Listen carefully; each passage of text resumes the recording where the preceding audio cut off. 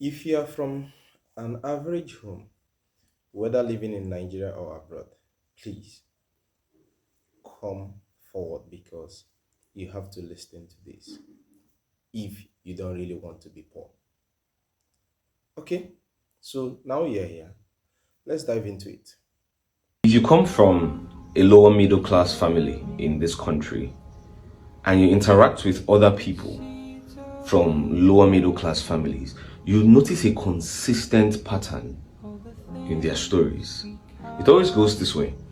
The father once had money, right? He had a good job, his business was doing well, everything was working. And as a result, he was taking care of the family, spoiling the kids, getting them stuff.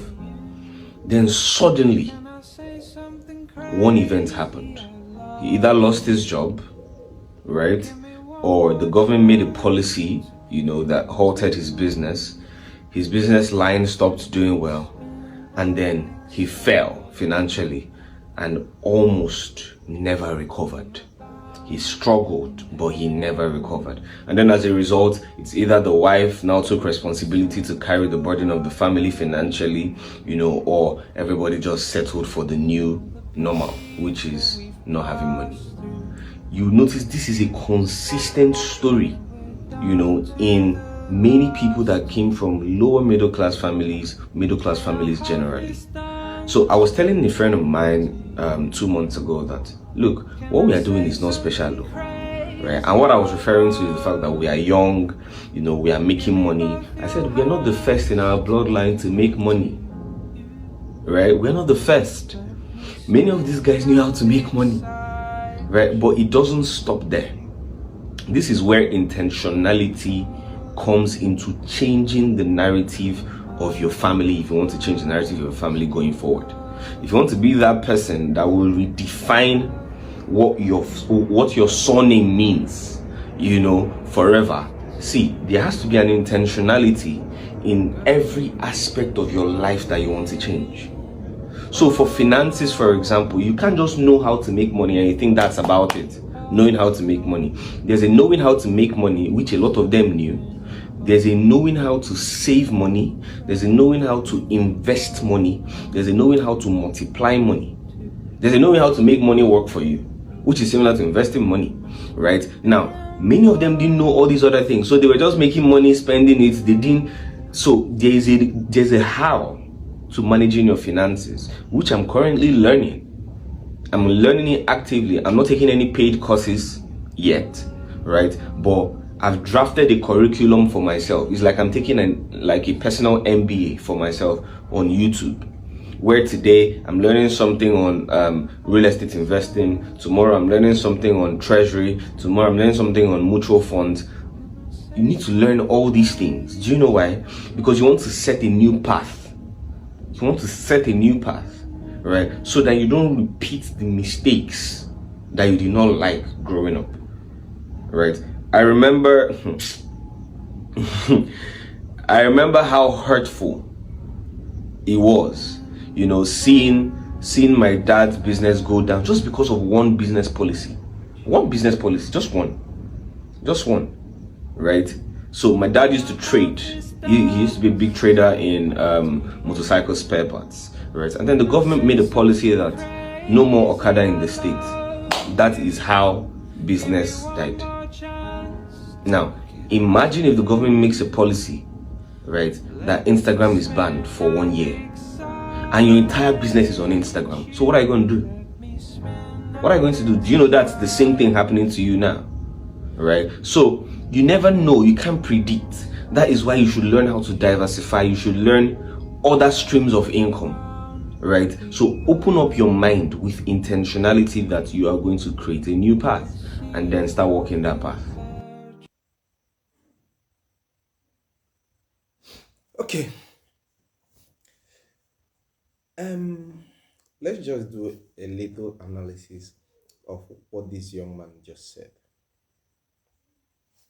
See, you always have to do something that others did not do in order to have the result others didn't have. Making money is not a problem because a whole lot of people make money. But do you know where the problem lies? The problem lies where if we are no longer able to be going out on a daily basis, going to hustle, making those passive income, if that job cuts, if that business stops, will you really survive from what you have built during your days of job or during your days of active business? Now, if you want to be rich or if you want to be financially comfortable, you have to go reading books, knowing what people who are financially comfortable, people who are financially rich, what they do. And one habit that I have found to be common among billionaires and people who are comfortable financially is they invest more in books. Most of them, in fact, at times 98% of them have a reading room. When you enter this room, you will be marveled with the amount of books stacked up the shelves and up the racks. And you might think it's just mere decoration. No, it is not mere decoration. All of those books they have read at least not less than twice. Okay, if you're in Nigeria, you should know that you're already disadvantaged by the reason of the last administration and this current administration. Because we have seen our exchange rate deteriorate from 405 naira per dollar to over 1,700 naira per dollar. So this is where I come in. Where I come in is that yes, you should invest, but more importantly, you should know what to invest in. If you're investing in something that is giving you maybe passive income, or if not passive income, something giving you a return, but that return is pegged to naira, my brother and my sister, I don't think you have any reason with that because naira is no longer a currency as of today. So now you should invest in mutual funds, ETFs, stocks, real estate, etc. etc. Now, what I'm bringing to you is the one you can invest and get your dividends, get your return on investment in USD. Today, the exchange rate of so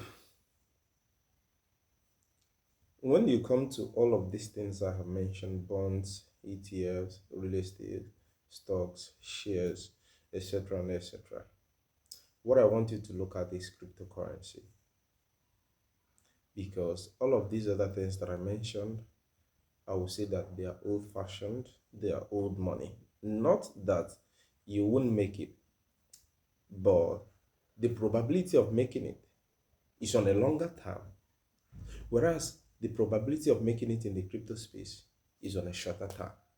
Now, what do I mean?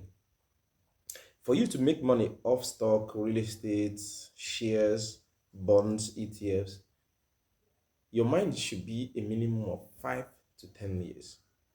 But in crypto, you can actually make a substantial amount of money within the first 2 to 3 years.